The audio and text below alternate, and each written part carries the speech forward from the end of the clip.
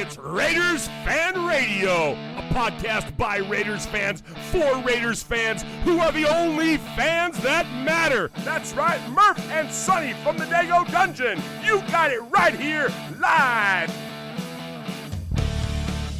Touchdown! Kenny Stabler goes all the way.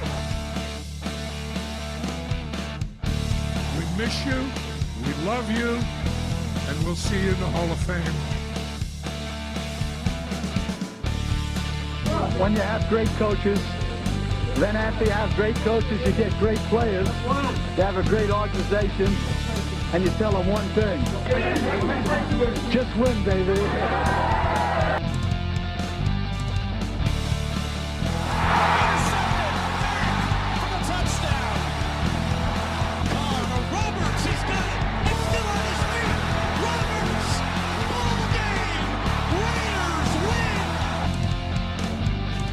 Well, I love this team. I think this team can win. I think this team can win.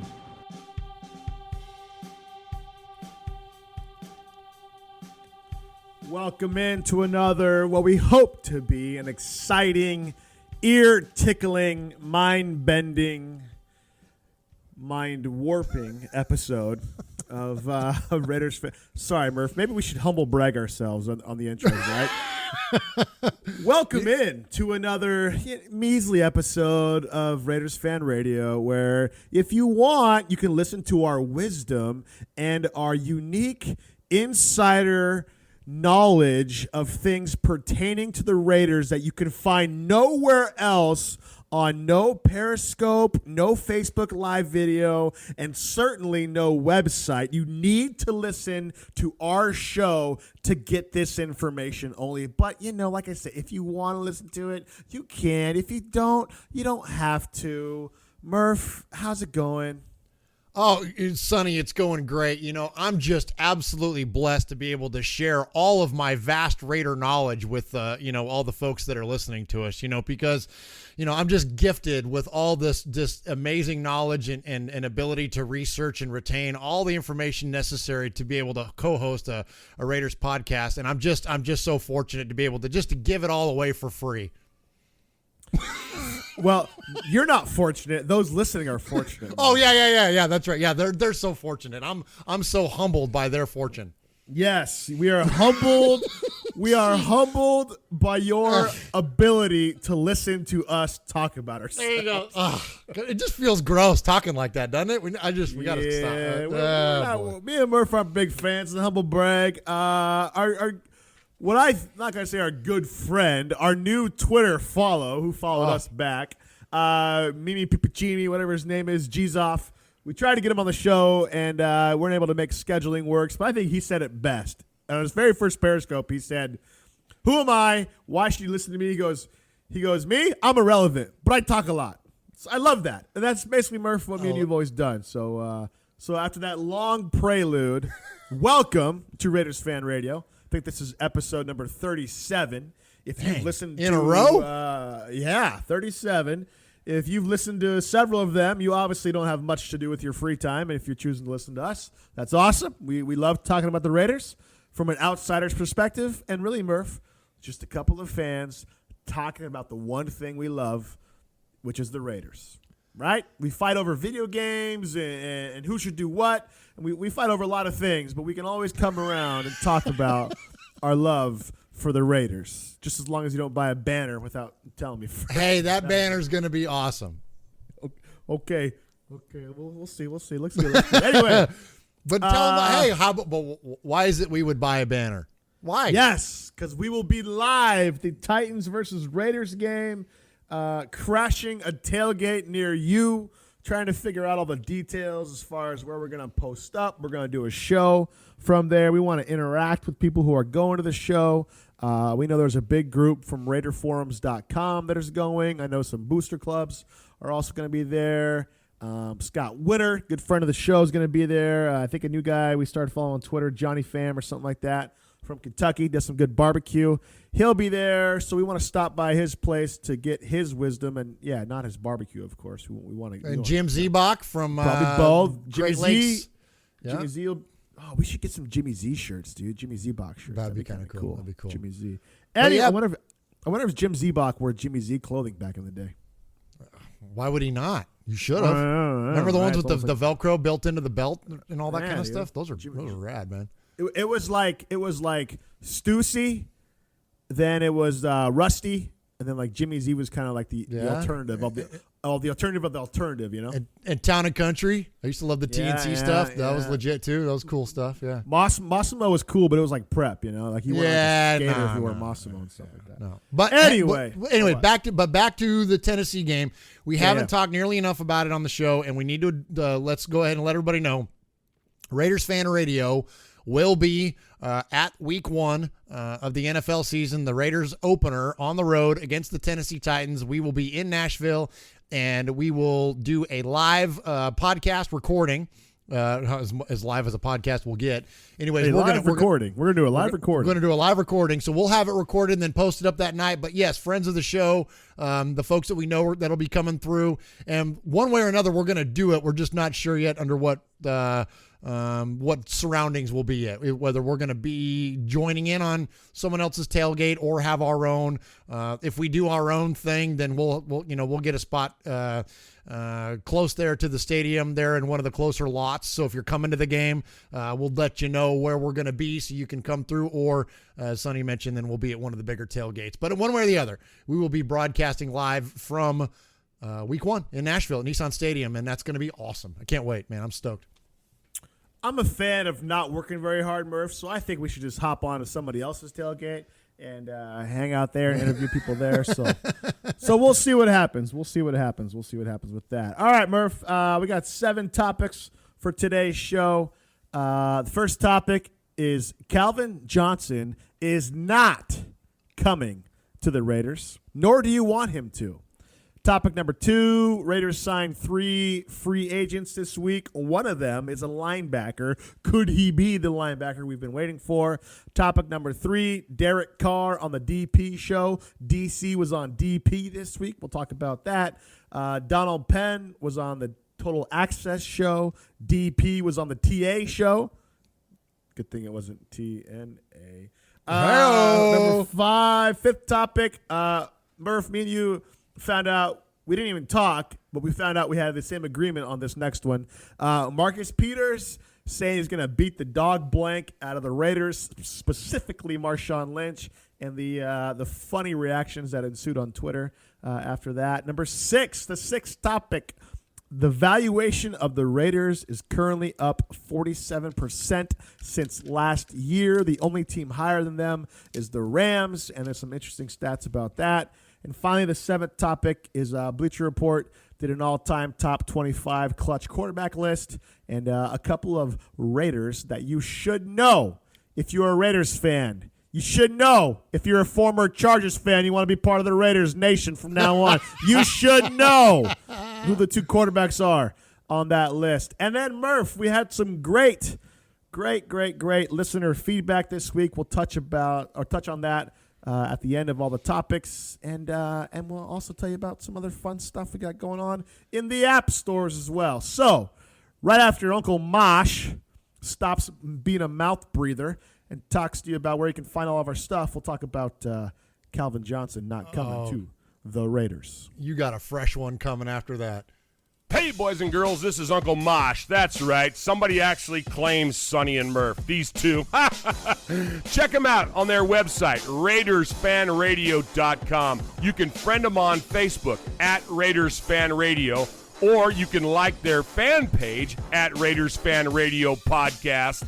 Hey, I don't tweet. I don't even know how to use a Twitter, but they do. You can tweet them at Raiders Fan Radio. Call them. Leave a voicemail if you want. Go old school. 909-345-3346. That's 909-345-3346. Hey, do this. Please subscribe and rate Raiders Fan Radio on iTunes.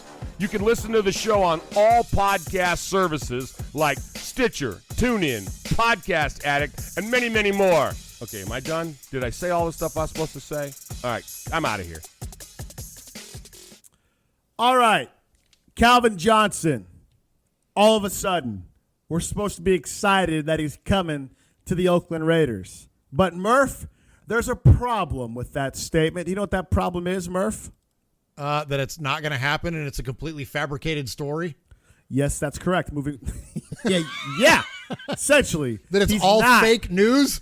Literally? He's not That it's coming to the fake? Raiders.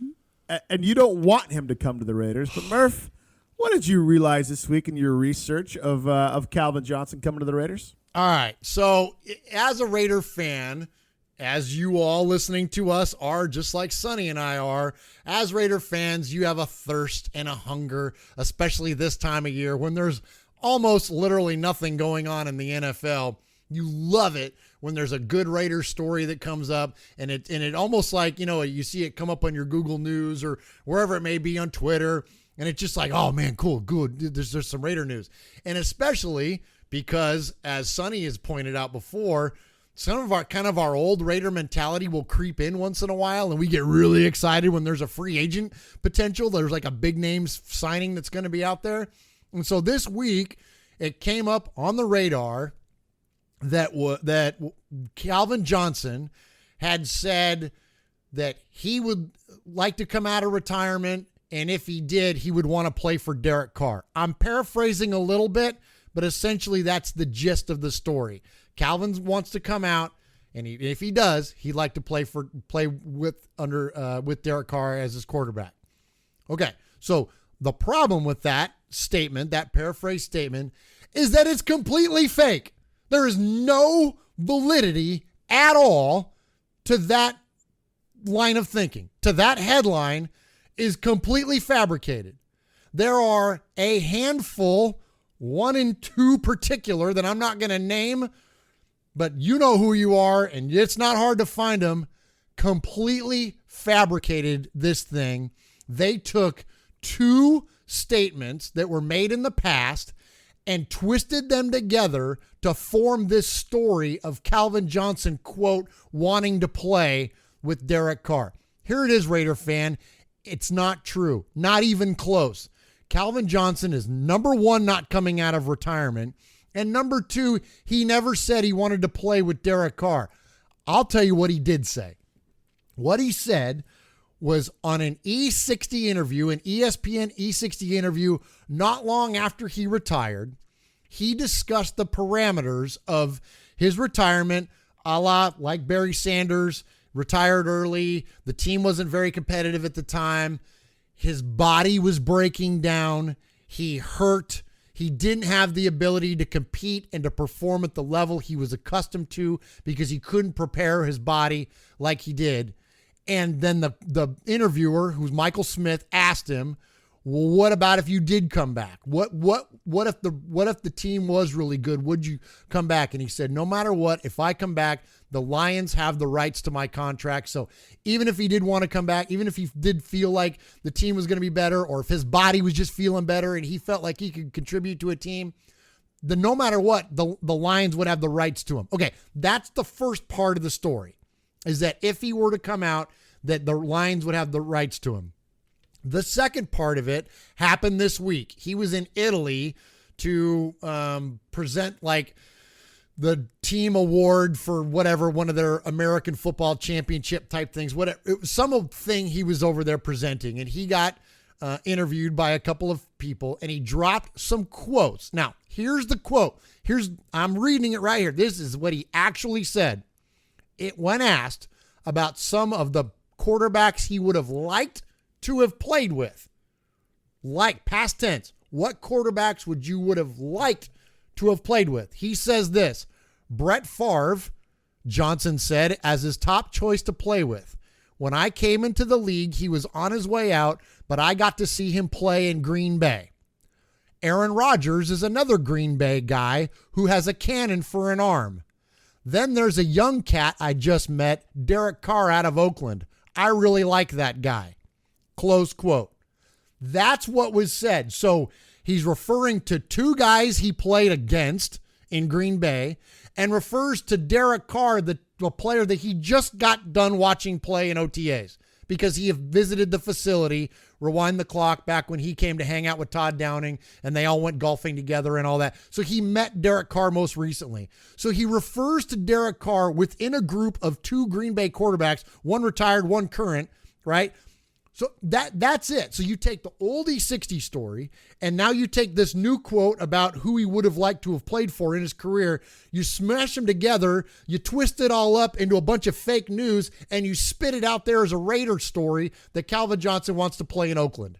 It's all BS. And the folks that came up with this stuff and floated it out there, you ought to be ashamed of yourselves. I mean, this is, I know the term fake news gets thrown around a lot, and I'm not trying to get political, but this really is a complete fake story. It's a absolute fabrication, and in the spirit of quality journalism and real world this is why reporters and such and folks get such a bad name, because you got guys out there like Vic Tafer. Okay, you got guys out there like that, like the Jerry McDonalds of the world, guys that are at the facility that report the actual news, even though I don't like them. Tim Kawakami, like that's a reporter. You can trust that information. Then you get these other freaking blogs and sites, and this is not taking a shot at our blogger friends. We got a lot of them, but the ones that are just choosing to just to create a story, seriously, you should be ashamed of yourselves. And this is why other bloggers that are legit get a bad name.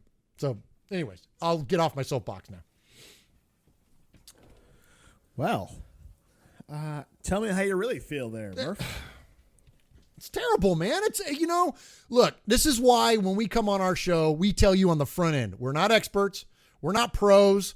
We're fans. We're fans with microphones and a lot of words. That's it. And we hope to appeal to other fans that want to hear some Raider football get talked about. That's it. Those are our credentials and a passion, clearly, for this team and for this sport. That's it. Why these other? If you want to, why not write your article? But why not lead off with, "Wouldn't this be cool?" Yeah, it would be okay. Yeah, you may disagree, but let's, that's that whole fantasy, speculation. Man, wouldn't it be cool if Calvin Johnson came out of retirement, played for the Raiders? Well, but you're not factoring in one important element of this, though. What's that? Please talk. I've talked enough. You've already met your quota. We're only 17 I know, minutes right? into the Yeah, show. I know. Yeah. I was gonna make funny again, but I won't. That's okay, so it's make fun. That's right. Well, you know how they say men speak like 6,000 words in a day and women speak like 10,000 words in a day? Maybe much like Caitlin, there's something trapped inside of you that one day will be fixed. Anyway. I just lost my train of thought. I think you just in a roundabout way called me a Raiderette. Thanks for that. No, okay, yeah. Back to my point. So you're missing an important factor in your frustrations with all this. Okay, please.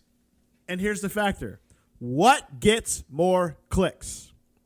Example A, wouldn't it be cool if Calvin Johnson joined the Raiders? Example B, Calvin Johnson wants to play for the Raiders. Which one are you going to click on faster? Obvious answer is B.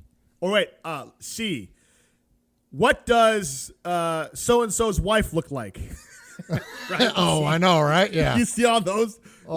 Like we live in a clickbait society now, man. And that's just it, is we live in a clickbait society. And if you're not careful as an unknown blogger, author, periscoper, Facebook Liver, podcaster, we can be guilty of this as well. We try not to be. We're not saying we're better than anybody else, but we're just saying we live in a clickbait world where now clicks equal cash, right?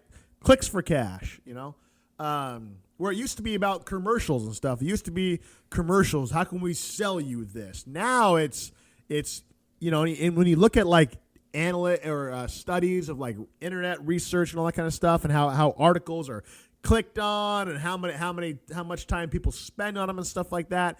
Nowadays, people comment more on the title than they actually do on the article. And so if you can understand that for a second, people comment more on the title of an article than they do on the actual article itself, meaning that the title is often what the person will think about and walk away from the article. It's almost like that old saying of, don't judge a book by its cover.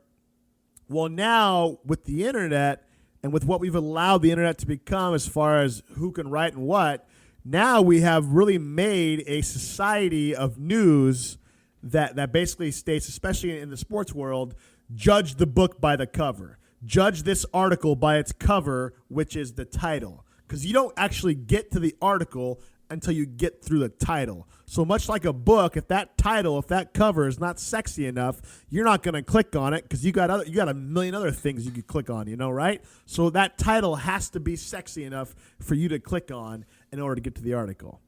So again, what's going to sell? Calvin Johnson, man, maybe he would like to play for the Raiders, but it didn't work out.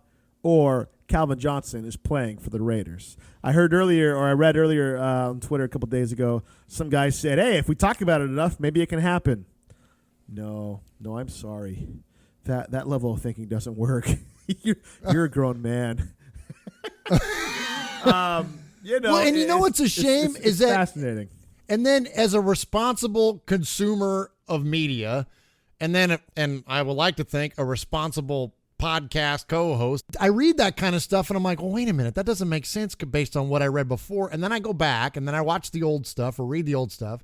And then I come back and I read the new stuff. And then I'm like, wait a minute, there's still something I'm missing.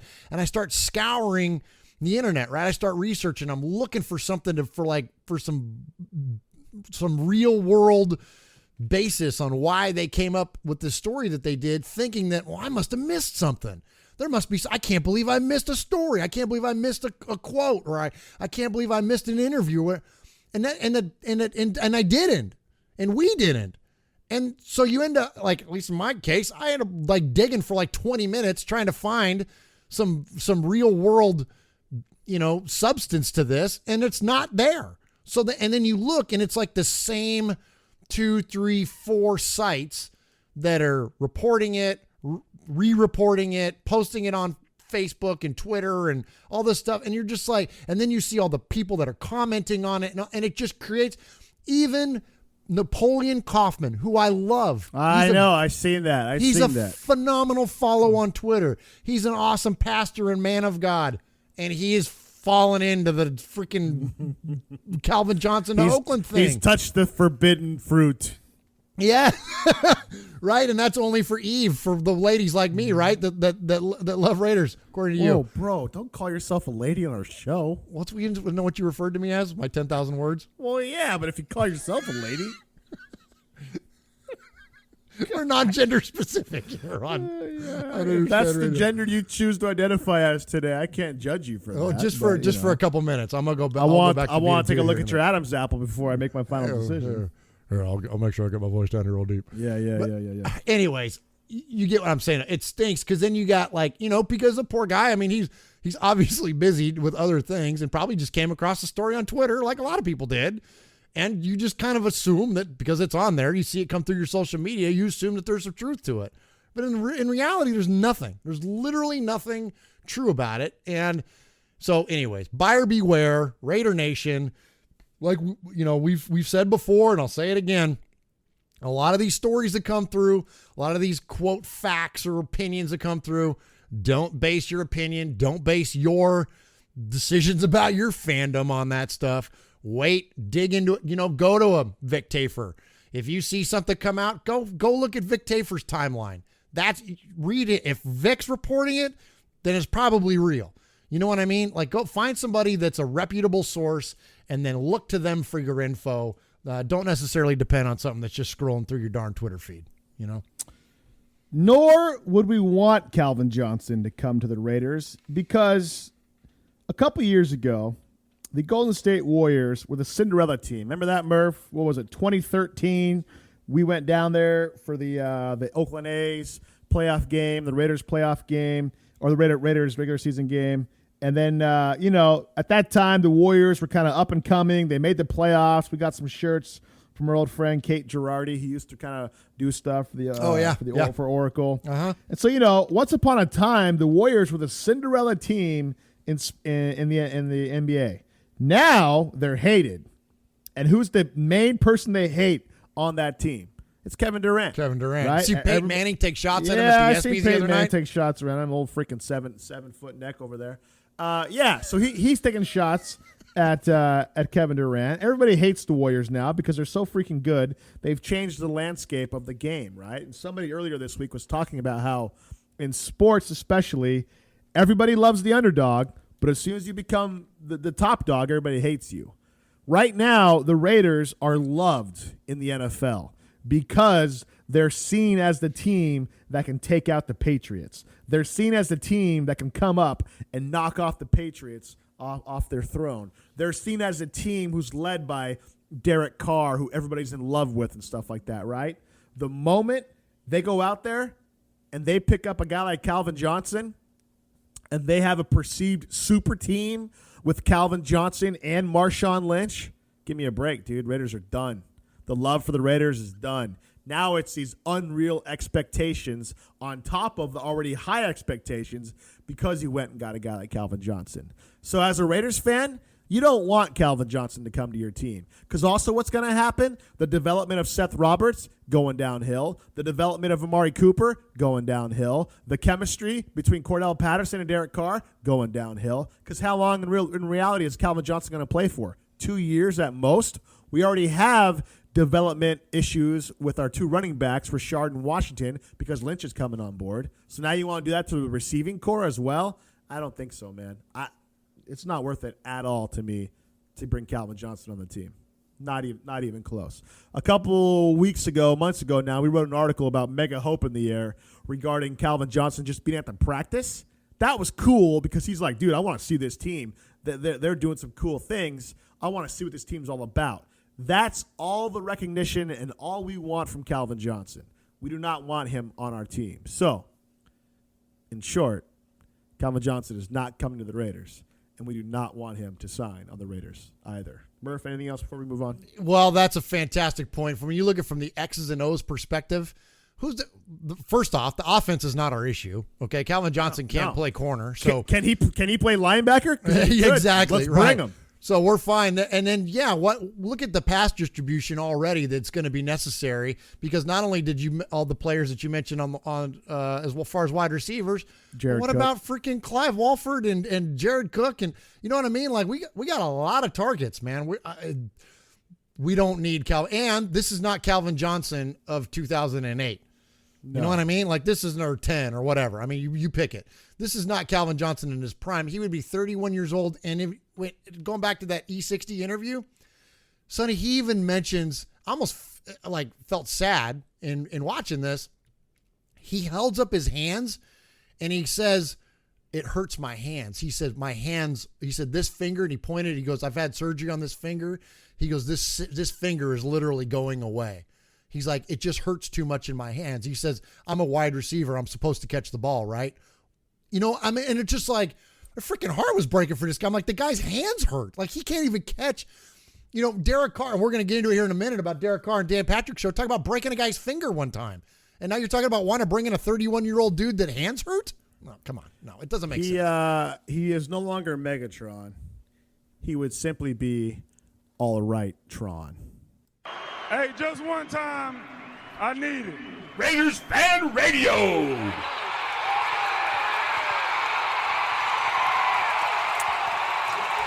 Topic numero deuce. Speaking of deuces, me and Murph got a text this week from Uncle Mosh who took a picture of a bathroom from his point of view and said, guess the bathroom I'm pooping in right now. This is what happens. Well, you always talk about alienating part of our audience, and now you're going to give them a behind-the-scenes look at what we interact about throughout the course of the week. About our uncle texting us pictures of him taking a poo. I want them to know how thorough we are in our research on this show. This is why we do the show for so long, because when we're left not doing the show, we're resorting to try to guess which bathroom our uncle's pooping in. And we both tried to guess. And he was giving us tips and pointers and stuff. This kind of went on for a while. There was a little bit of an exchange going on. 20 minutes, and he was calling us names and all sorts of stuff. So when I called him a name earlier, that was just in retaliation. Okay, fair enough. Yes. Okay, anyway, moving on. Free agent signings. Well, that doesn't have anything to do with the topic even. Oh, I can do it. You want me ready? You just throwing it in there? Okay, go. No, you want me to do something off the top of my head? Yeah, go. Earlier this week, my Uncle Mark sent me a picture of a bathroom that I did not know about. Much like who the Raiders just signed, I don't know anything about these three players, Murph. And I'm trying to guess much like which bathroom my uncle was pooping in, who these players are, the value of these players, and do I want them as part of the team. First player the Raiders signed, Kareem R., offensive lineman, 6'6", 325, a rookie out of Florida State. Second player they signed was John Crockett, running back, 2 years in the league. I think he played for a year in Green Bay out of North Dakota State, 6 foot, 215. Third, Murf, Brady Sheldon, linebacker, 6'5", 230, rookie out of Ferris State. Wait a minute. Since we all probably want to know about the linebacker, let's leave him for the last, right? Okay. So that way everybody has to suffer through the other two first, right? Okay. All right. He's like the best band in the lineup. You gotta wait till everybody else and stuff like that. Right. Kareem R., offensive lineman, 6'6", 325, rookie. Just looking at Raiders.com, 23 games, 17 starts. About Florida State, redshirt as a freshman, all ACC second team, 13 games with 8 starts at left guard. I don't know. Sure. Yeah.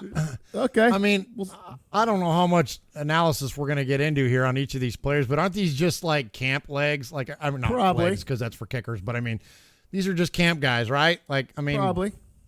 John Crockett. I mean, he played, I think, a few games, undrafted free agent, May of 15, 2016, reserve injured list. I mean, the running back is kind of full right now, right? We're pretty good at running back, right?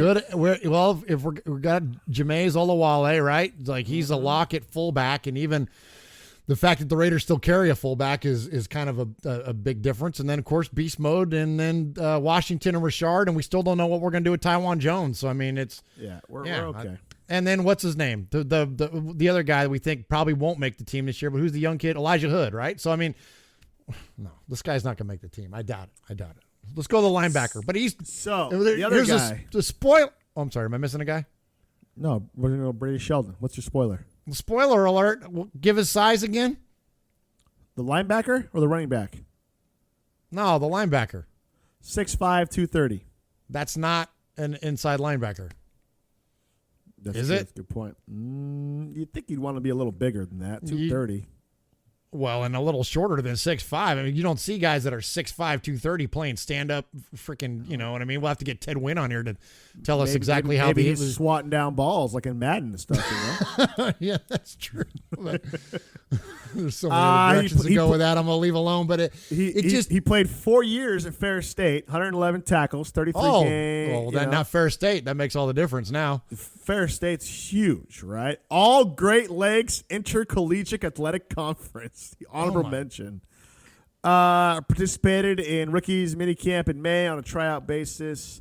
An article on FanRag states that as a senior, he had 54 tackles, 28 solo, 26 assists, 1 sack, 2.5 tackles for loss, running a 4.52 in the 40-yard dash and 4.24 on the 20-yard shuttle. What was that 40-yard time again? 4.52. Probably about 7 seconds faster than you. Yeah, and probably about 3 seconds faster than Perry Riley or anybody else we're going to play inside too. So what about Malcolm Smith, former Super Bowl MVP? Former Super Bowl MVP and Sonny's favorite player. I hate that guy.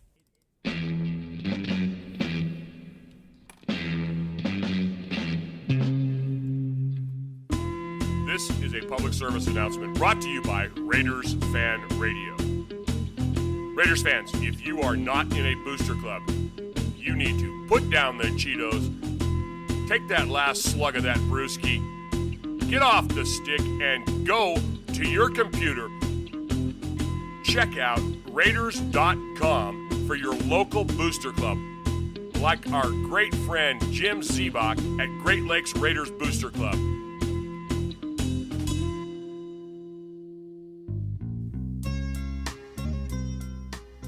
Murph, Derek Carr this week was on Dan Patrick. And, you know, when those two things happen, it's like two things you love coming together, right? Like, I love Dan Patrick. I think he's one of the best interviews out there.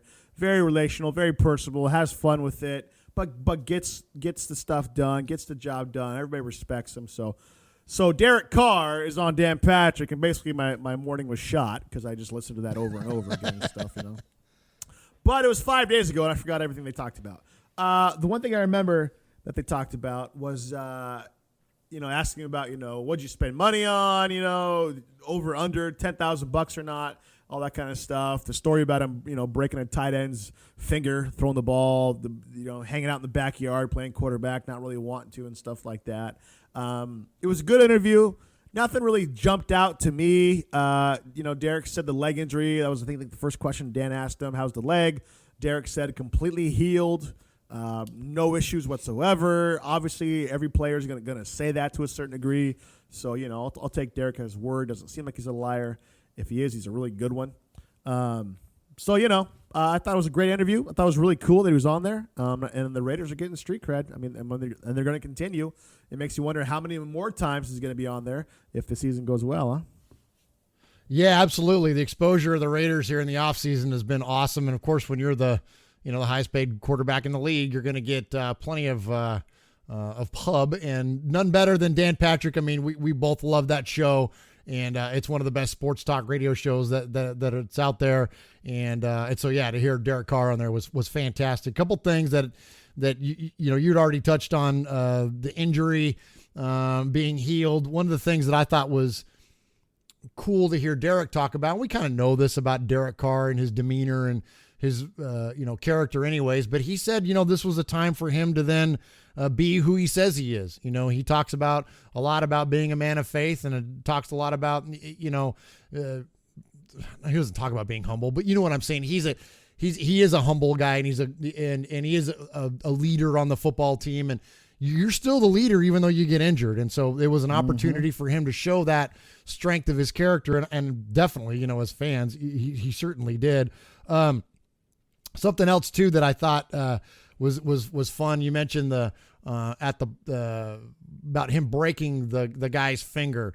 The story that he told was about when he was in the 7th grade, and there was a University of Houston tight end that was, asking him to throw one to him as hard as he could, and Derek did, and that's when the guy broke his finger. The prelude to that story is that Dan asked him, when did you know you could throw real hard? And he said by the time he was in the 7th grade, he could already throw the ball 65 to 70 yards. If you have any delusions about whether you could play quarterback in the NFL or not, just rewind the clock back to when you were 12. And if you can't throw the ball 65 to 70 yards, then you're probably not going to make it as an NFL QB. Isn't that that's amazing, right? Like, that's insane to me. Like, I mean, you could give us a year, and I know you and me, we got pretty decent arms for a couple of chumps with a podcast. You could give us a year to prepare for that, and I might hit 50, 55. Certainly not hitting 65 or 70 yards when you're 12 years old. At 12. At 12. Let alone, at 77 or however old you are. But yeah, at 12, he's getting that. I mean, that's ridiculous, dude. At 12. At 12. Breaking a college guy's finger like that. It was cool. It's cool to hear, again, it's just cool to hear the Raiders in a good light. And I don't think that's ever going to get old for me for a while. Like, just think back to how many years, how many articles, how many times you would watch Sports Center just to hear 5 seconds about the Raiders. And the 5 seconds you heard, it was crap, because that's what the team was, Yeah.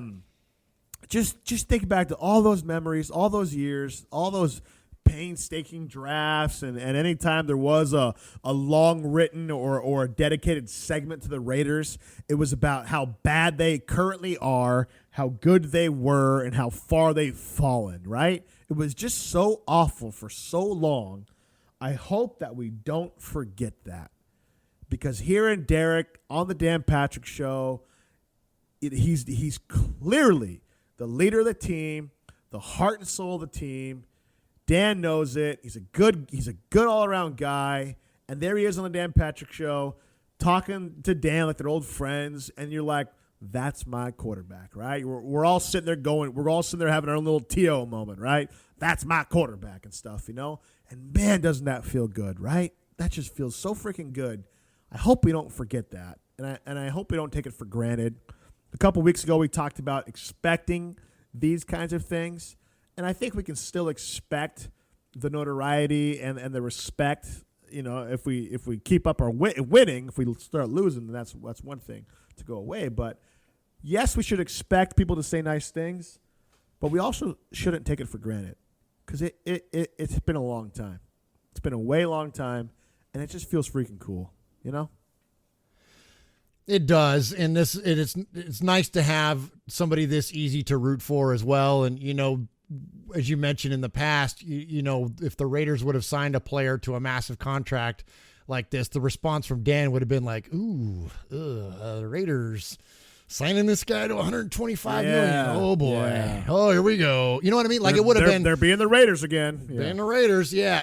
But it's not that at all. And in fact, it was very lighthearted. It was very. I don't know. It was, and that's what Dan's interviews are like. That's why his show is so good anyways, is that they're lighthearted. They're fun. They're not always straight up, X's and O's that, he asked him about what he did with the money and they took bets on how much money they thought Derek would have spent already. And then Derek told a story about how he had to pay his brother back. And so he's already spent more than $10,000 and so those kind of things are just, fun little exchanges between him and Dan. Two more things real quick on it. One, we speculated that the reason that the way that the contract was structured, the way that it was, and speaking in terms of his big old giant contract, the reason that it was structured the way it was and backloaded with a lot of the money that Derek is owed to happen later on, they addressed the two things we thought. One is that taxes are better in Nevada, so you get paid more when you move to Nevada. But number two, and most importantly, and Derek referred to them as his friends. He said, I have a lot of teammates that are going to come up. He mentioned Jackson. He mentioned Khalil. He mentioned Amari coming up. He said, I wanted to make sure that we stayed together. And so we wanted to enable the team to have the money to be able to re-sign those guys. So exactly what we thought and exactly why it was. And kudos to him. And that's such a breath of fresh air in today's world of sports to know that there are at least a handful of guys left that aren't all about the money, and a lot of them play for our beloved Oakland Raiders. And then the last thing was that he asked him about where he would stack up against the other players in the league. He essentially says, paraphrasing, but Dan said, you're the highest paid player in the league, or you're the best quarterback in the league. And we had a lot of fun last week talking about how Derek Carr compares directly to Aaron Rodgers. And Derek said, I'm a competitive guy, and I'm not going to say that anybody in the league is necessarily a better thrower than I am, but they have the accolades. Those guys have the rings. Those guys have the goals that I'm chasing. So while the competitive part of me wants to think that I can throw with anybody, those guys have the hardware. And I thought that's perfect. Right. Like that's about what we think or what we thought and what we talked about on our show and what we expected from him. And that's what you want, right? Like he's humble enough to not say, oh yeah, I'd go toe to toe with Aaron Rodgers. You know what I mean? He's humble enough to not say that, but he's also confident enough to know that, but I can throw. Like I know I can throw, and he should. And we just mentioned when you can throw at 70 at 12, well, I'd hate to, what can he do now at 24 or however the heck old he is? You know what I mean? Or 25? Or can he, if he rears back and gives it all, I mean, can he go 80 yards with it? Sheesh, that's unbelievable. But anyway, good stuff. It's that old mantra, respect everyone, fear no one kind of thing. There you go. Yeah. I think it's that, if he were to walk on the field with Aaron Rodgers, you'd respect the hell out of him. But in his mind, he's going out there to beat Aaron Rodgers, right? He's not going out there to, watch Aaron Rodgers do work around his, beat the crap out of Derek's team. He's there to win. And so, I think that was the perfect response. I forgot about that. And that was probably the most significant response, I think, that came out of all that was his humility. But also the fact that he didn't back down from it, which I like. Because it could have been, and this is why I like Carr's character. He could have simply said, oh, no, those guys have done it. No, I don't stand a chance. woe is me, right? Which would have, in his head he's thinking differently. But with Derek, it seems like he said what he was thinking. He didn't pull any punches. He said, "Yeah, I'm competitive. I want to play against them, but at the same time, I know where I'm at, and I know where they're at." And so I like that he didn't just go all the one way of, "No, they're the greatest. I haven't done any." He put it out there that he's not backing down, which I freaking love. No doubt. That was pretty cool. You're listening to Raiders Fan Radio with Sonny and Murf, a podcast by Raiders fans for Raiders fans. Donald Penn, left tackle, Oakland Raiders. Never shy. He's getting a lot of publicity this year. Murf, he was on Total Access earlier this week. What you glean from that interview? Well, old DP was on TA, and a couple things came up. One is that he was on earlier this year too, and when I went back to watch the interview online this morning, I came across the old one, and I watched the old one first before I watched the new one. And I say old, it was just a few months ago. It seems like it was so long ago, but it was only just right before kind of free agency started. And he had talked about Osemele. Kalichi Osemele, his teammate on the line there, and some of the stuff that Kalichi was doing in the offseason. And he referenced Kalichi going bungee jumping. And so I thought, well, that was interesting. I must have missed that story. And I went back and looked and found it's on Osemele's Twitter account. He's in, I forget where, Iceland or New Zealand or something like that. And the dude goes bungee jumping, and it's a freaky video. You got to watch it. He goes and goes. Kalichi goes bungee jumping? Yes. All 300 and whatever pounds There's of him. freaking rope? That means I can go No, dude, they must have put on an extra cord or something, but he goes and runs and jumps and does a flip and stuff, and it's a huge bungee jump. The camera is up top on the platform where he goes from, and it's a big platform, and he goes and launches off it, and they follow him all the way down, and you see him, and he turns into just a speck that goes and is swinging back and forth. He falls so I mean, it's, I don't know how many hundreds of feet, dude, but it's a long way. It's pretty cool. So anyways, go back and watch the Kalichi, or as you call him, Kanichiwa Omelet, bungee jumping videos. That was pretty cool. But so as far as though this interview went, pretty cool, pretty run-of-the-mill stuff. He talked a lot about, the core of the team, and he talked about Marshawn and about how it's real personal to Marshawn, that it's an Oakland thing, and we've discussed that already in the past, and so he kind of went on about that, about just kind of the different things that Marshawn's bringing, and how he picks Derek Carr's brain in the meeting rooms, and he's bringing so much more than just athletic ability, that he brings a determination and a next level kind of approach to the game. So pretty cool stuff there. And they talked about the line and about how they're gelling and things like that. But then one of the things I thought was really cool was that, first of all, one other thing he mentioned, that the only reason he's still playing is to win a Super Bowl. I thought that was pretty cool too. He's like, I'm not here for the money. I'm not doing it for anything else. He's like, I want to win a Super Bowl. And I thought that was pretty cool. But then also they talked about him scoring touchdowns, and he is caught. That's right. He's caught now, Sonny. Do you know how many touchdown passes that Donald Penn has caught in his career? Isn't it 7? Not quite. It's 4, but still, he's caught 4 touchdown passes, and they talked about how him being on the receiving end and being like one of the heaviest guys, because he's 300 plus pounds, heaviest guys to ever catch a touchdown pass. And my mind works, man. I start hearing and seeing stuff like that, and then I start thinking about, okay, well, so if he's got 4, well, how many other guys are there that are his size that have scored touchdowns? And there are, he's tied for first place for most touchdowns scored for guys that are 300 plus pounds. Okay, so he's tied for first with 4 touchdowns. So do you want to take a guess at who? I didn't know this, and who he's tied with, who the other player that's 300 plus pounds that has 4 touchdowns? Murph, before I answer your question, yeah, let's take a moment and celebrate the internet real quick. Okay.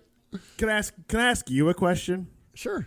Do you know how many doubles your youngest son has in his baseball history?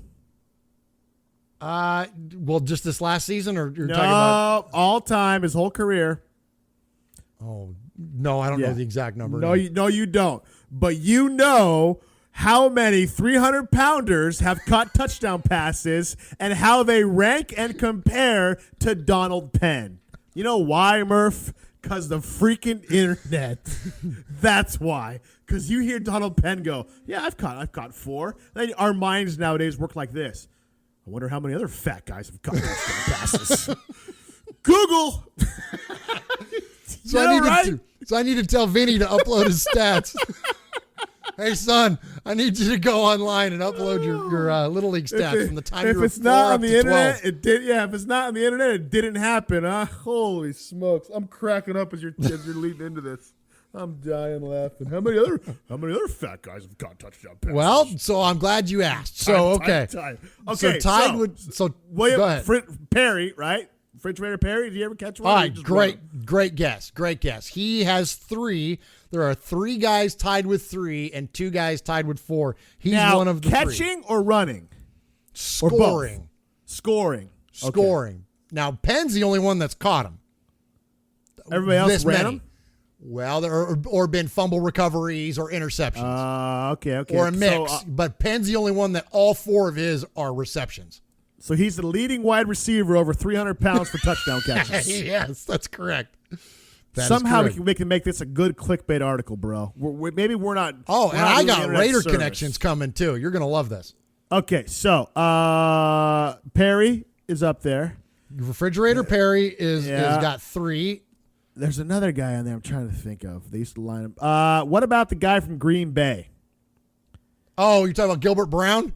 Yeah, didn't he do something? That's a pretty good guess. No, along those same lines, though, a big dude like that, Sam Adams. Do you remember Sam Adams? I remember him more for his beer than his playing on the field. Right? Yeah. Yes, I do. Okay, and then now, did you ever watch Dave Chappelle? Do what? Did you ever watch Dave Chappelle? A little bit.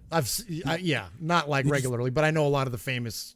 Did you see the skit about Samuel Jackson's beer, making fun of Samuel Adams? No, I didn't see that one. Okay, carry on. All right, I know like the Prince one and all those ones that are good. That Prince one's hilarious. All right, R.I.P. Charlie Murphy. All right, so here's what I'll give you for free because I didn't know this, but I knew the player. But Kevin Williams, the defensive tackle for the Minnesota Vikings, for the Vikings for all them years, he has 4, so he's tied with Donald Penn with 4 touchdowns. All right, and they were like interceptions. He has 2 interception returns, which was cool. Does he really? All right, yeah. So, all right, but then there's one more guy with 3, and there's the first Raider connection. So there's actually 2 of these 5 guys were Raiders. Now, he's not necessarily known for being a Raider, but he was a Raider at the end of his career for a little while. There's only, think about it, big name, 300-plus pounders that played on the Raiders lines. Oh, geez, they put me on the spot. I know. Well, Richard Seymour, right? That's one big one. And then the other one is a man, you don't like him, and really neither do I. The big 99, Warren Sapp. Oh, okay? Warren Sapp?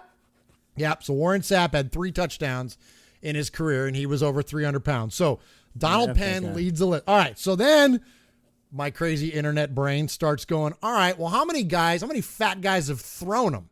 Because I thought about Dontari Poe, because remember, he caught one on that play that Kansas City ran. They called it Hungry Pig Right.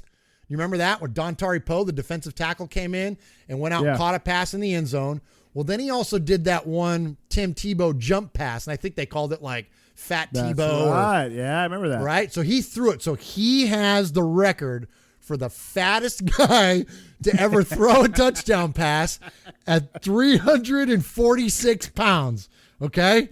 Now, you ready for this? Here we go. This is where we're going to really kick in some Raider fandom. How many A's has your first son received in junior high school?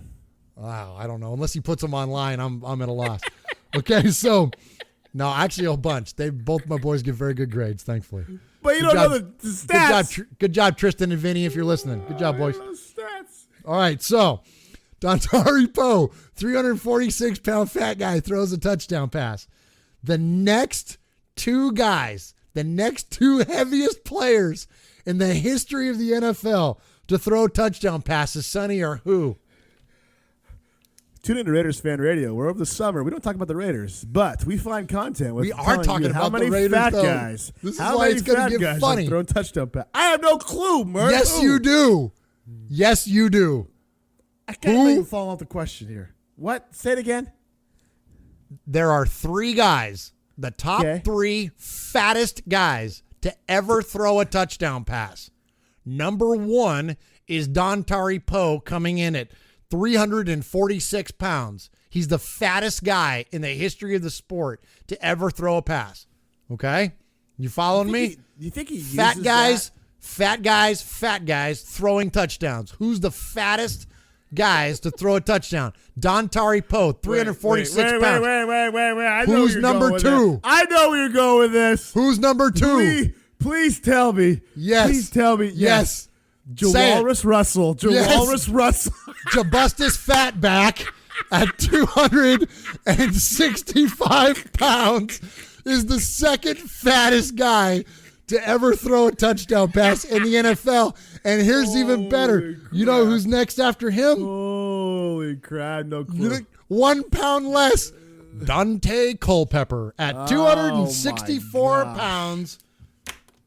Fattest. So we got 2 Raiders up there. 2 of the top 3 fattest guys to ever throw a touchdown pass for Raiders, and 2 of the fattest guys to ever score touchdowns, over 300 pounds. Also, your Oakland Raiders. Well done, Murph. Well done. Excellent research. Hey, boys and girls, this is Uncle Mosh. I'm sitting here. I got my Raiders jersey on. I'm wearing my Raiders hat. I got my eye black under my eyeballs. I got my Raiders football in my hand. I'm wearing my silver and black underwear. If there was only a good podcast I can listen to about Raiders football, I would be so excited. But all I got is Sonny and Murf on Raiders Fan Radio.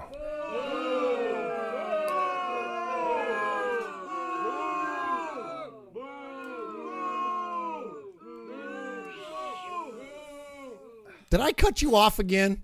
No, we're good. I'm sorry. No, we're good. Couple of seconds, and then I'll go in. Murph, a couple weeks ago, there was some internal conflict on the show. I thought that was earlier today. Well, that was that too. Okay.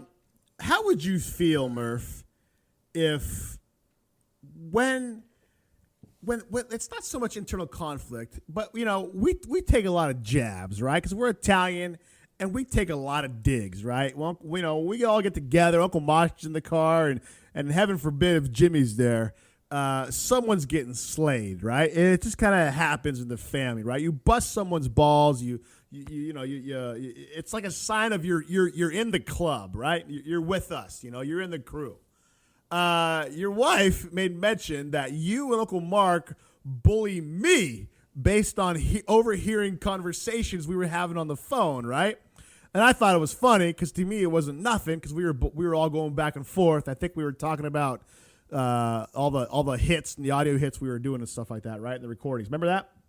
Yeah, absolutely. I remember that. Yeah, it was fun. Yeah. And it depends on it's just kind of whose ever turn it is, right? Like exactly. Like if there's 3 of us, 2 of us are going to be picking on one of us, but it usually rotates. Yeah. And often it's just whoever's talking. Whoever's talking and whoever is out of arm's reach of Uncle Mark because no one wants to take that shot. You know what I mean? Yes, correct. Yeah. You just got to run a couple steps because he can't catch you. So, Jeez, I'm telling you, now you got 2 fresh ones coming. Anyway, so your wife was not in the context of the situation, and therefore was not an accurate reporter of the situation. You know what I'm saying, right? Like she wasn't an accurate reporter. To no of the fault situation. of her own, just no somebody fault. come hearing from the outside. Sweet lady, Murph. Sweet lady. A couple months ago, Marcus Peters attends Marshawn Lynch's block party that Marshawn Lynch had, and he threw a pie in old Marshawn Lynch's face. Remember that? But explain to who Marcus Peters is. For those Marcus that don't Peters is a cornerback for the Kansas City Chiefs. The hated. Anyway, Kansas City Chiefs, yes. Threw a pie in Marshall Lynch's face. Also from Oakland. Shut up, you're giving it away. Okay. Threw a pie in Marshall Lynch's face. Then this week, he comes out and he says the Chiefs, and he says really he is going to beat the dog blank out of the Raiders, specifically out of Marshawn Lynch. Now, if you're not close to the situation, and if you're a Raiders fan, which you should despise the Chiefs, pay attention to all you former Chargers fans who want to become Raiders fans now. You hate the Chiefs. You never joined them if you lose the Raiders. So as a natural Raiders fan, if you were to hear that, you'd say, well, F Marcus Peters, right? You'd say, screw that guy. Who's he talking junk about on our team? F that guy. He's the worst guy in the world, yada, yada, yada. But however, Murph, I think Raider Nation, a lot of us gave a little bit of overreaction to that whole thing. For instance, Murph, do you know that there is a Fam First Foundation football camp, right? And there are 2 vice presidents. Do you know who those 2 vice presidents are? Oh, interesting. I'm going to guess one Marshawn Beast Mode Lynch. Correct. And one Marcus, I'm a Kansas City chef, Peters. Correct.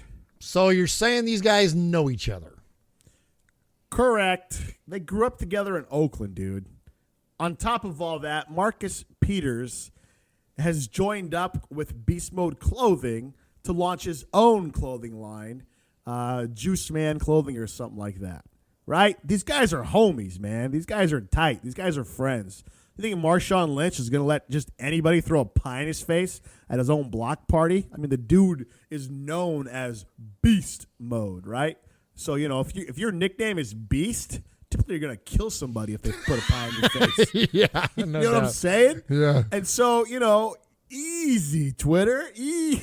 Easy. Like, let's look at the actual situation before we just jump off the bandwagon or jump off the freaking roof of, you know, we're going to kill you, Peters. Like, they're homies, dude. It's all in jest. It's all in good fun. And I cannot wait until Lynch takes a halfback toss to the outside, and it's him and it's Peters. Because my money, Murph, is going to be on Lynch to win that collision. Because when's the last time, A, there was even a good tackling cornerback in the NFL, but then B, who do you want out on that one-on-one matchup? A cornerback or Marshawn freaking Beast Mode Lynch? You know what I'm saying? So, you know, there's going to be a handle on the field, but, I mean, the reaction on Twitter was ridiculous, dude. Everybody's going off like crazy. F Marcus Peters, blah, blah, blah, blah, blah. So, anyway, that's all I basically got on that stuff. What do you got? Well, you know, yeah, I think it's just, you know, these are obviously clearly guys that have a rapport with one another, that have a relationship with one another. And you know what? Look, this is one of the most heated rivalries in the history of the league. Like, what else? What do you want? I don't care for the NBA in the fact that, and I like the NBA, but I mean this part of the NBA where LeBron and D Wade are going on vacation together and, you know, sharing banana boats and like hanging out. And when they've, you know what I mean? Like, no, you're supposed to be rivals, or I don't know, you pick any athlete, any sport, the ones that have this off the field rapport where they're just like, oh yeah, we're best of friends. I don't care for that. Now look, these guys can be best of friends and they are clearly good friends. But make no mistake about it, he wants to beat the snot out of him on the football field. That's what you want, man. Like, good for Marcus. And you know what? I wish he was a Raider. I mean, and then here's the other thing about it, too. Look, I don't like him because he's a Chief. I like him because, you know, he's from Oakland. And I dig the way he plays. And here's the thing, too, about Marcus Peters. I was kind of looking here. I didn't expect it. I'm ill-prepared because I'm not a journalist nor a professional podcast host. I'm only a fan. Spent too much time trying to guess which bathroom Uncle Marcus taking a crap in. Yeah. If I would have less time figuring out that and how many fat guys caught touchdown passes, I could have told you what Marcus Peters' stats were against the Raiders. Here's what I do know as a fan. They're pretty good. I mean, how many times have we seen Marcus Peters pick off our quarterbacks? And you know what I mean? Like, Marcus Peters has had a lot of success playing against our Oakland Raiders. So not only is the dude talking in reference to somebody that he's tight with. Not only is he talking in reference to a freaking heated rival, but he's talking in reference to, guess what? He's beat our butts for however many times now, 4 times that he's played the Raiders. Has he ever not beat the Raiders? Like, we got swept last year. What did we do in 2015? Did we split? I don't remember. But my point is, he's won more than he's lost. Okay, how about that, Raider fans? So I mean, don't get all caught up into him saying this. I like it. Good. It should be that way. Nothing wrong with it at all. It's hype. It's what it is. It's the freaking Mayweather McGregor, right? In my eyes, Mayweather and McGregor are already talking about how they can make this first fight go long enough to pique the interest of people to have a second fight, right? Make money. Let's build it up. Let's hype it up. So, in all honesty, I liked it. Let's have more of Marcus Peters coming after Lynch. Let's have Lynch say something back, right? Let's make it fun. Like, let's not all get all, want to go kill the guy for it and stuff like that. It's cool. It's good. I hate when people are friends off the field. I mean, I hate when they're friends off the field and they make it nice about it. Like, yeah. I like the trash talking, right? Let's bring back more trash talking and stuff like that. Absolutely, so that'll be cool. All right, moving on. We are Metallica, and we are here for your Oakland Raiders! You know why we out here, and we ain't playing around today. From The Walking Dead to errant Jedi Knights, Raiders fans are a rogues gallery.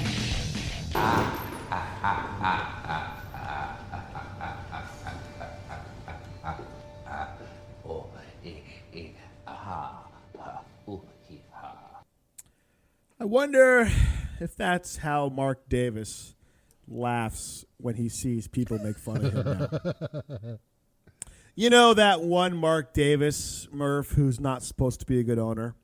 You know that one Mark Davis, Murph, who doesn't know what he's doing? You know that one Mark Davis who can't sign his players? You know that one Mark Davis who's going to be ran out of the league? You know that what I'm talking about? Murph, that guy? Oh, well, that guy...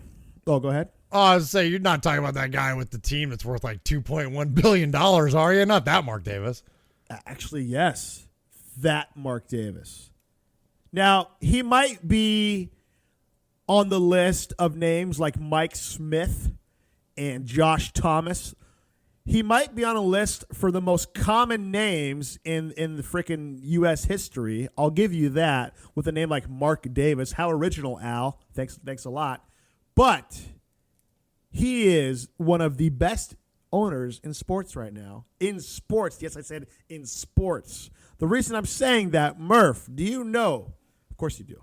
But the Raiders jumped up 47% in how much their team is worth in 1 year. Now, a lot of that has to do with the Vegas deal, but his team jumped up 47%. There was only one other team that was higher, and that was the Rams. This is according to the Forbes list of the most financial or most valuable teams. Last year, to give context, the Raiders weren't even on the list, right? They didn't even make the top 50. This year, they're at 34. They jumped 15 teams, a 47% increase. Now, what's interesting about this is that the Bay Area teams, they all made gains, but the Raiders outdid them all. The Raiders, out of all the other teams, made a bigger percentage increase than any of the other teams in the Bay Area, which I think is fascinating because, well, didn't everybody say that Raiders can't make money if they move to Vegas because it's like the 47th TV market and the Bay Area is the 6th TV market? You know what I'm saying, Murph? All that dumb rhetoric, all the guys running around with F. Mark Davis shirts, all the guys saying there's no money in Vegas, all the guys saying if you leave the Bay Area, you'll be sorry. Well, I hate to break it to you, but the Raiders aren't going to be sorry. The Raiders are moving up, and they will continue to move up because Mark Davis actually might know what he's doing, Murph. I hate to break it. Do you think so? Can we say it now without having to whisper it? What do you think? Well, he doesn't have the business acumen, right? Isn't that the fun? That's true. It's true. He doesn't have the wherewithal. He doesn't have the corporate connections. I mean, I've gone on the internet and researched what it takes to have business acumen, and from what I've read on websites, Mark Davis doesn't have that. Well, but you know what Mark Davis does have is that he's got a portion of the like $7 billion dollars that the NFL shares in revenue with each of his teams. And it's been said multiple times, not by us, but in many other outlets as well. Your PSLs, your season tickets, your hot dogs, your whatever else, the shirt and the hat that I'm wearing right now doesn't mean anything when you're splitting billions of dollars amongst the football teams from TV contracts and all that good stuff. That $250 I pay for DirecTV and Sunday ticket and all that good stuff. Guess what? That's the stuff. That's the big money. That's the real money. The sweet revenue and all that stuff. Everything counts. Every dollar counts. But at the end of the day, that's the stuff that matters. And also a little thing like your facility can add quite a bit of value. And when you secure funding that they did for that, what is it? Tell me the number. 1.9 billion. Is that how much it is? 1.6? $1.9 billion stadium. $1.9 billion stadium. When you secure that type of revenue and that type of a facility, guess what? It drives the value of your team up. And that's what you're supposed to do as a business owner, is drive up the value of your assets, right? The value of your product, the value of your organization. You drive it up. And that's exactly what Mark Davis has done. And he's done it not only by all the business decisions that he's made, but the on-the-field decisions that he's made. Yes, it's Reggie McKenzie, and the haters will say, oh, it's Reggie. Mark had nothing to do with it. Well, Mark hired him. Mark hired him. He knew enough to say, I'm not going to be the football guy. I don't need to be Jerry Jones. I don't need to be Al Davis.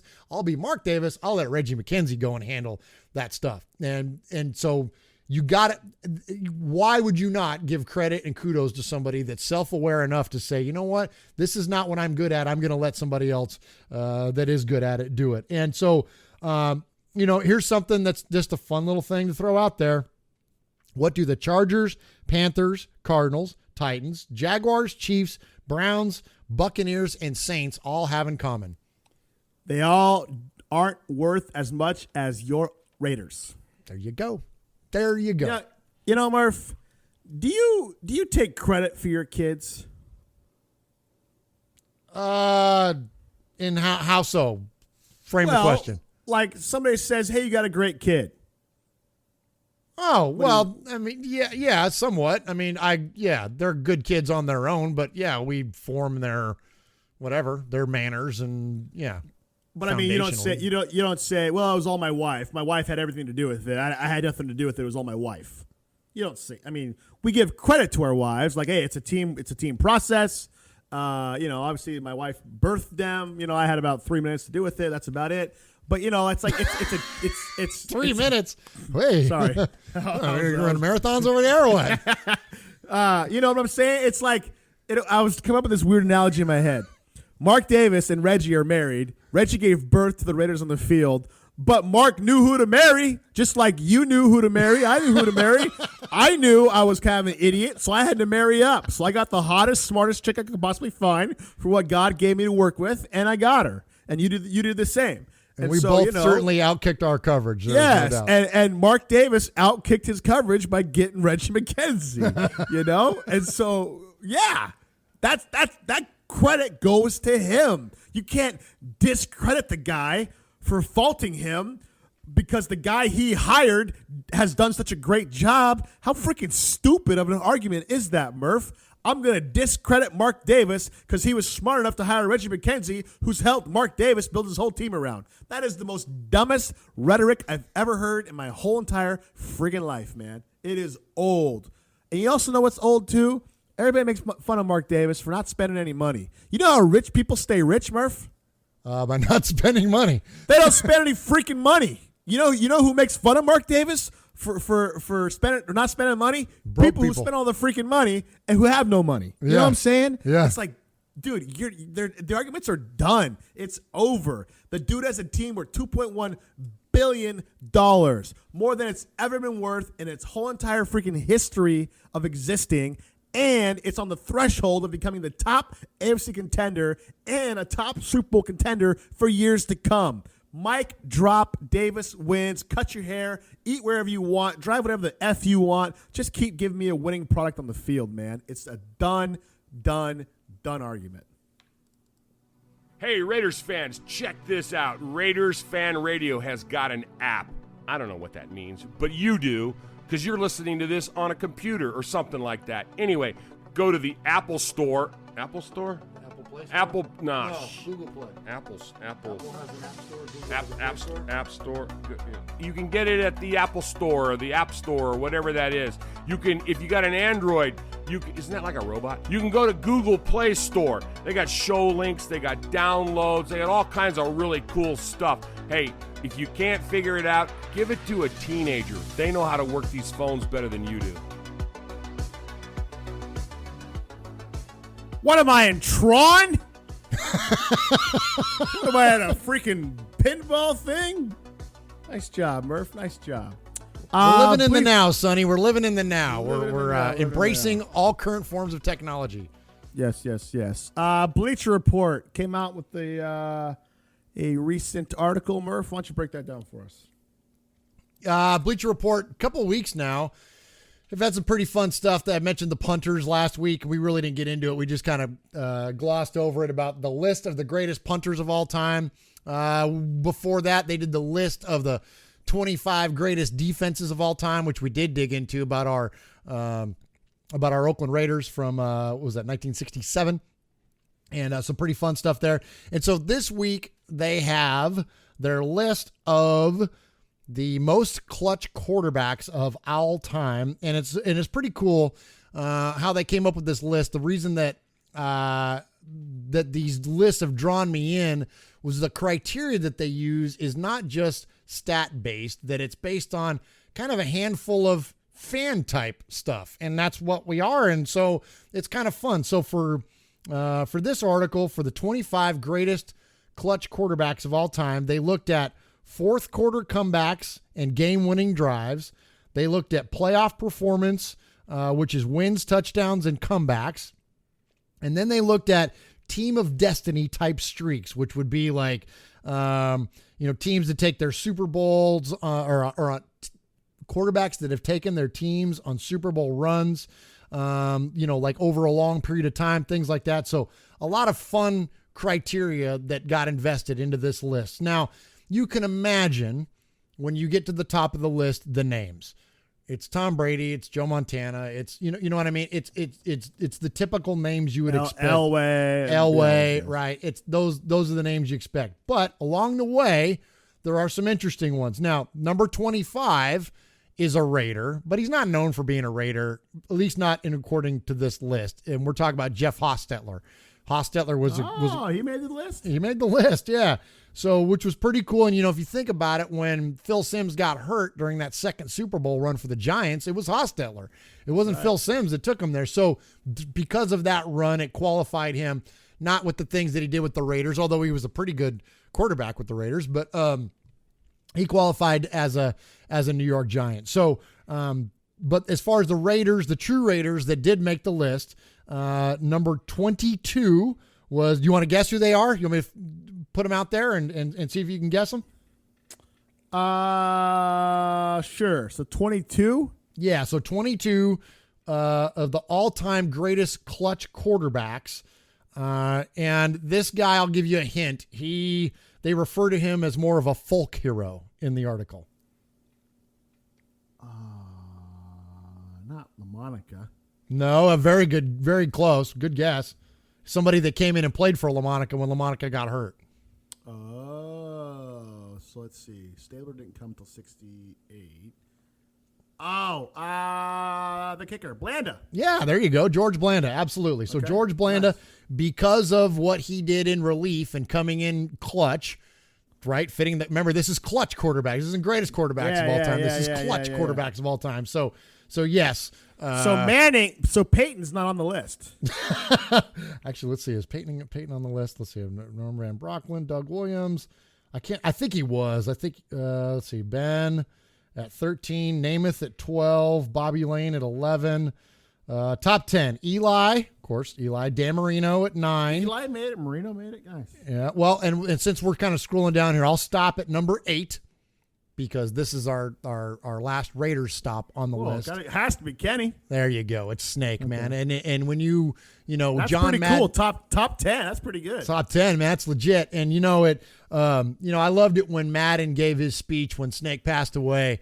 And I can't remember if it was his Hall of Fame induction or if it was his speech on I think it was the Hall of Fame induction. When he said if I could have one player throw a pass or if one player come back and win a game, it would be Snake. And and obviously Madden's going to be biased because, Stabler won a Super Bowl with him. But I think that also Madden, in all of his years of broadcasting, he can offer a relatively unbiased perspective. We all know the love affair he's had with Brett Favre and other players as well. So the fact that he mentioned Snake, it definitely is in line with what this article discussed. And the thing that's cool about this article is that it doesn't name him, the clutch player, number 8 clutch player of all time because of some stat. It names him the clutch player because of the Sea of Hands game, because of the Holy Roller, because of his, and it has a link to the Holy Roller, and you watch the Holy Roller play out live, and it's just bang, bang, bang.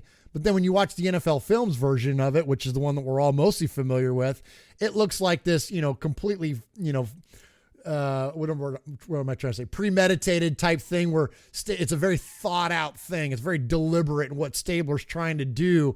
But he was so self-aware and so aware on the field that he did know what he was doing, but he did it in a way that was within the context and the confines of the rules at the time. So it's just brilliant the way that Stabler executed that, and that is what landed him at number 8 as being clutch on this list. So, and your fandom aside, Sonny, I know I don't even know. I've never asked you this. I'm assuming he's your favorite Raider of all time. Well, of course, because of my dad. Okay. But was it for you, like growing up, did you just know Stabler was cool, or was it the clutch thing that we've learned, though, because we never saw him play, that as we got older and like reflecting back and learned about him, that's why your dad loved him. That's why, our uncles and stuff loved him, was because of he was so clutch. But I never thought of that as growing up. I always just thought of him as being the cool guy that drove speedboats and, you know what I mean, and partied and did all that stuff, and that's why he was so fun and cool, Yeah, I never associated him strictly as a clutch, come from behind, game-winning quarterback. Like, as much as we all hate, Bucktooth over there in Denver, he's one of the best all-time come from behind quarterbacks of all time. That's Elway, man. And so with Stabler, though, because we never watched him play, I was always just, I was always borrowing my fandom for Stabler from my dad. And my dad just talked about how cool Kenny was, mainly because he partied. I think that was it. That might have been the only reason he was a fan. No. But, he was in love with Kenny, so I was in love with Kenny. It's just kind of how it works when you're a young guy with your pops around and stuff, So I'm going to have to look this one up after the show is over to kind of obviously about the Sea of Hands game, the Holy Roller, the Heidi Bowl, right, where they scored 2 touchdowns in 8 seconds or something like that. So you know about those because you know about Raider history. If you're a Chargers fan coming over to Raider Nation, you should know about these games. So you're aware of them, but it's like, maybe if you're aware of them, why didn't you associate Stabler as a clutch quarterback? Yeah. I guess I'm asking myself now, Well, or even in the article too, and we are aware as fans of the postseason exploits and in those games, and we're aware of goes to the post, and we're like all these things that we're aware of, but the context of a lot of the games themselves, and even the things that happened leading up to those postseasons. I'm aware of those seasons, but again, I wasn't alive for them, or was amazingly young. Like in 1976, I was 3 years old. I wasn't aware of what the Raiders were doing in week 6. You know what I mean? But when you go back, and you're not a real fan. Well, I'm not a real fan. I'm not a true fan. But maybe if it would have been on the internet at the time, I would have known. But, yeah. But but in this article, it references in that 76 run, Stabler had 5 fourth quarter comebacks in that season. Wow. 5. Like, that's a lot. Were they still playing 14 games back then? 76, yes. So, right? So one third of his games were fourth quarter comebacks. Yeah, you'll have to look that up as I finish off the list to make sure we're accurate on that. I'm pretty sure it was not long after that, though. It was right around, because the 72 Dolphins, I always remember, because they finished 18-0. Yeah. You know, or 17. 17-0. 17-0, excuse me. Yeah. So, look, I just forgot it already. But yeah, so it's I think so. I want to look it up, see if you can find it, see what year. But yeah, I believe it was 76. So you're right. So yeah, a quarter of the games were come from behind, and it third of the games. Yeah, that's what I meant. And then what did I say? You said quarter. I'm talking too fast. I had too much coffee before the show. Yeah, slow down. Take a breath. Slow down on those Pellegrinis. Eat more pizza. I know, right? Jeez, I don't want to get all fired up. Better talk about the Raiders stuff. But yeah, so Stabler was incredibly clutch on the way to that Super Bowl year. 14, sir. 14 games. 14 games. All right, so there you go. So when did they start? 16, does it say? I don't know. You didn't ask me to look that up. I can. You want me to ask? You want to ask? When did the first 300-pound player? Yeah. There you play? go. Look it up as I run down the rest of the list. Roger Staubach. I always call him Staubach. It's Staubach. I always call him Staubach as a kid. Staubach at number 7. 6 is one Brett Favre, who, if you didn't know, Derek Carr wears number 4 because of number 4. There's your boy Peyton at number 5, and then Johnny Unitas, and then the old 3 standbys there. You got Montana, Elway, and then number 1 is Tom Brady, of course. So they put Brady as number 1. Yeah, he's got over Elway and Montana. That's surprising. All right, I'm going to read you the first sentence in this article, and this pretty much seals it for me. Tom Brady has led 10 game-winning drives in the playoffs, 4 more than any other quarterback in history, and as many as John Elway and Dan Marino combined. Okay, how many times did Dan Marino lead a fourth quarter comeback in the playoffs? Well, we know Elway did a lot. How many did Montana do? 4 less than Brady, at least, if not more than that. So, I mean, he's got 63 career postseason touchdowns, most in history. Montana's the next closest, and he's only got 45. Let's see. 27 touchdowns for Aikman, blah, blah, blah. Plunkett has only got 13 for a little Raider connection there. Let's bring it. I want to bring it back to the Raiders. How many of those other guys, though, have names associated with their clutch performances? I can think of 3 off the top of my head for Kenny. Heidi Bowl, Holy Roller. Heidi Bowl wasn't him. Yeah, it was, wasn't it? No, that was LaMonica. That was the old days, man. That was 68. Was that LaMonica? I'm pretty sure. Yeah, my bad. No, that's old. Yeah. But I mean, he got goes to the post, though. So Sea of Hands, right? Holy Rollers goes to post. Raiders in general, though, how many freaking do any other teams? The non-fumble, the Immaculate Deception. There's That's what 2 I'm more. saying. Yeah, the Immaculate Deception, the Tuck Rule. Like, how many other teams have like straight up names associated with fourth quarter comebacks or fourth quarter cheats? Steelers and Patriots, right? Yeah. I mean, it wasn't in the playoffs, and I don't know what quarter it was, but Tom Brady could, in a roundabout way, be associated with the butt fumble. That's true.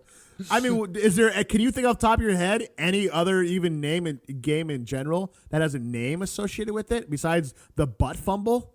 I don't know. I mean, Montana has the Montana. Okay, well, Montana and the Niners have the catch, but it's not called the throw for a very specific reason because Dwight Clark made an amazing play. Montana was trying to throw it away, so that's the catch. So you got that one. Elway had the drive in Cleveland. Elway had the drive in Cleveland. Yeah, so you got that one. What about the Montana to what's his name? John Taylor. There you go. Yeah, in the Super Bowl, the hey, look at John Candy drive. Yeah, but there's no quote, there's no name, right? You have the catch, the drive, and the butt fumble. That's the best thing we've come up with in 30 years. And the duck rule, right? Yeah, and to a certain degree, the catch and the drive is kind of really loosely associated with the butt fumble. If you think about it. Okay, moving on. Hey, boys and girls, this is Uncle Mosh. That's right. Somebody actually claims Sonny and Murf. These two. Check them out on their website, RaidersFanRadio.com. You can friend them on Facebook at RaidersFanRadio, or you can like their fan page at Raiders Fan Radio Podcast.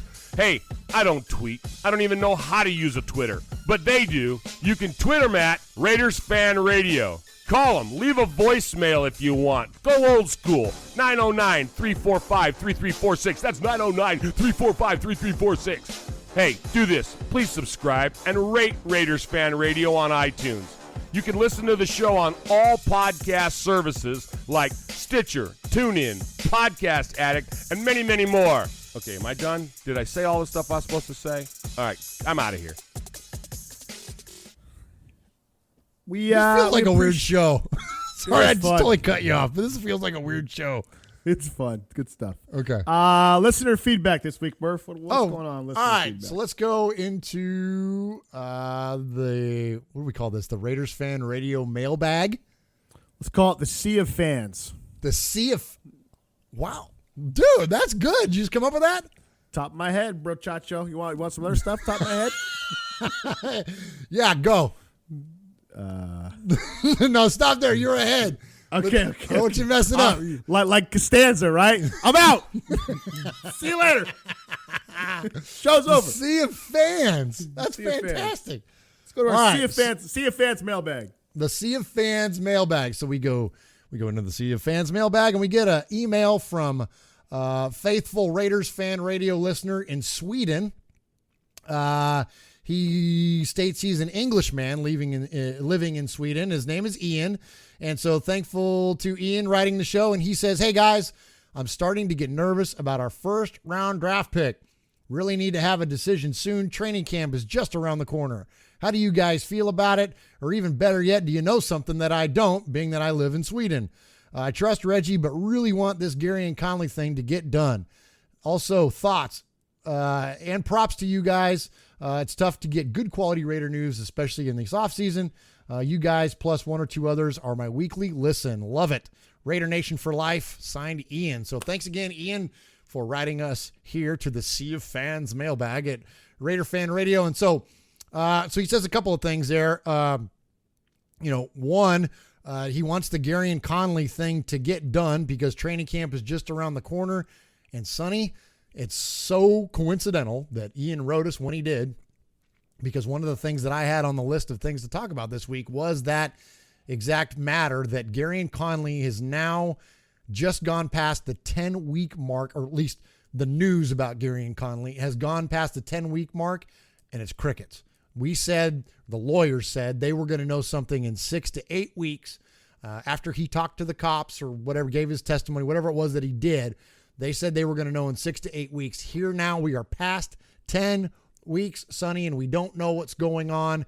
This is the exact reason that I was skeptical of the pick going in. I wish the best for this young man, and I hope that no news is good news, and I hope no charges are filed against him and that he is innocent and is exonerated of all of this. But at the end of the day, from the fan perspective, in those, just strictly in those terms, and how my fandom released this football team, this is a potential first round pick that we've looked at completely wasting. This is now this. I know we give Reggie a lot of praise, but I'm gonna pick on him here. If we've pissed away a second first round pick on a cornerback that isn't gonna pan out, dude, that sucks. Like, I mean, come on now. You've done a lot of really amazing good things with this football team, Reggie, and you deserve all the accolades you've gotten to this point. But this is another big whiff, man. I mean, this kid is, we've got to get this thing figured out.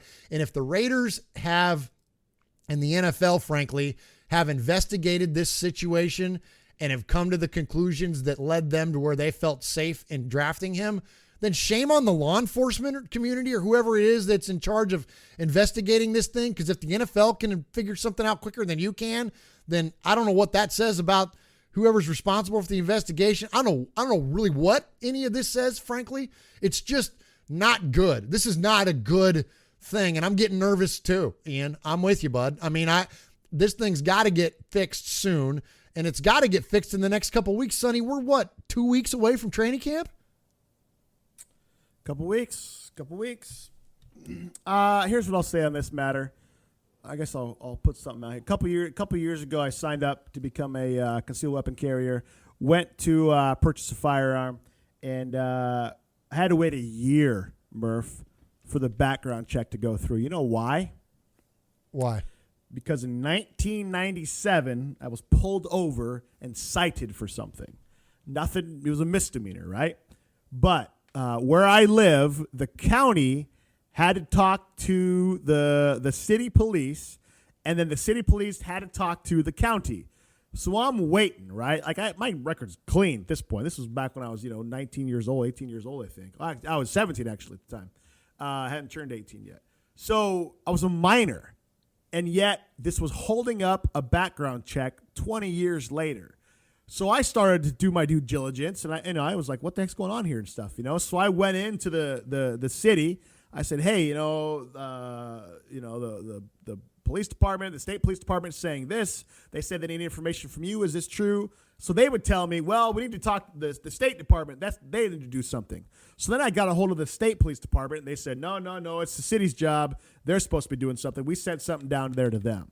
And it was like these two agencies who literally live in the same city, but they reside in the same city, weren't communicating. For a year, Murph, a year. I ended up, doing something else. And so a year later, after trying to get it on my birthday, the place I wanted to buy it at calls me up and says, hey, congratulations, you've been approved to purchase a firearm with us. It's ridiculous, right? A year to sort out something that happened 20 years ago on a misdemeanor. So sometimes law enforcement can take a little longer than we like. And so I don't think this is a knock on the NFL. I don't think it's a knock on Reggie. I think a situation can happen to where he did his homework, where the Raiders did their due diligence, and still it's taken a while because sometimes law enforcement simply just takes a while to process things through. As Ron Swanson would say from Parks and Rec, less government is better. Anyway, I hope it gets sorted out. I agree with you. If it doesn't, and he has to miss any portion of the season, if he has to miss any portion of training camp and preseason, when do we start bringing out the Tritons here to go after McKenzie for burning another pick on a cornerback? I don't know, but at this point, until I know for sure, I'm not going to blame the guy just yet. I'm not going to blame McKenzie because I think he probably did his due diligence, and it's law enforcement takes a while sometimes, unfortunately. We could have had a linebacker. We just picked one up out of Ferris State. Oh, never mind. Championship. He's going to dominate. All right, that's it for today's show. Appreciate everybody tuning in. We got a couple apps this week. Props to Murph for getting that going. He's very communicative with me, and he always wants to move the show forward. And so he got us a Google app for the Google Play Store and also an iTunes app. I guess Android and iTunes. So whatever phone you have, we have you covered. If you want to download the app on iTunes, go to the iTunes App Store, Raiders Fan Radio. If you want to download it on Android, go to the Google Play Store. Is that right, Murph? And then download it, Raiders Fan Radio. That way, the website, RaidersFanRadio.com, Twitter, Facebook, all that jazz. We're on there. Murph, I'm thinking about creating a Snapchat for the Raiders Fan Radio so they can follow our stories every week. I love that. We can have that go along with our Instagram account that's just blowing up. We're blowing up on the gram, and thank you to all the feedback and all the positive vibes that happen there. And also, please, along with those positive vibes, I got to say this. We have gotten amazing feedback this week from listeners on lots of social media platforms. Thank you, as always, to you all for tuning in to us here at Raiders Fan Radio and listening to our little podcast. If you would please continue to support the show by rating and reviewing it on iTunes and that Google Play Store. You can rate and review the app.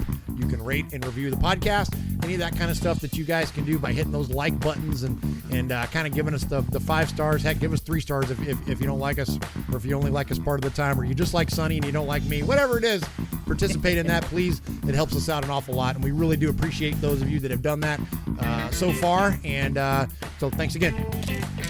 We really appreciate, too. We got a review this week of a guy. He said something. I forget what he said, but he signed it, Konnichiwa Omelette. That warmed the cockles of my heart. That was the best review we've got so far. And I don't even know what the frick he said in his review, but he got the joke. But he signed it Konnichiwa Amo. That's pretty. Signed it Konnichiwa Amo. That's like an inside of Raiders Fan Radio. Like that's you know what I mean? Like that's kind of like the nod. You know what I mean? Like if somebody signs something Konnichiwa, that's like the wink. You know what I mean? That like, you know, we're with you. You're listening in May to show 23 or something. Yeah, absolutely. We got you. All right, that's it for this week. Until we all meet again, it's Raider Nation, wherever, forever.